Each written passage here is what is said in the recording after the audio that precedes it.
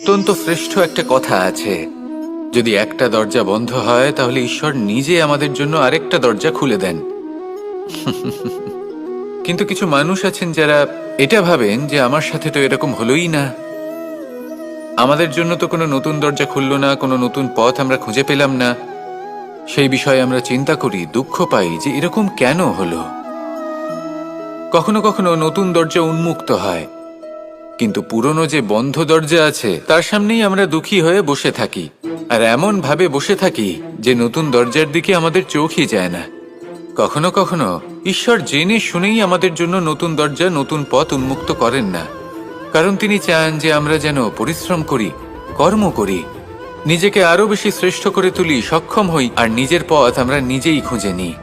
কখনো কখনো এমনও হয় যে ঈশ্বর চান যে আমরা যেন সেই পথে চলতে শুরু করে দিই। ভবিষ্যতে গিয়ে ঈশ্বর আমাদের সবকিছুই প্রদান করেন।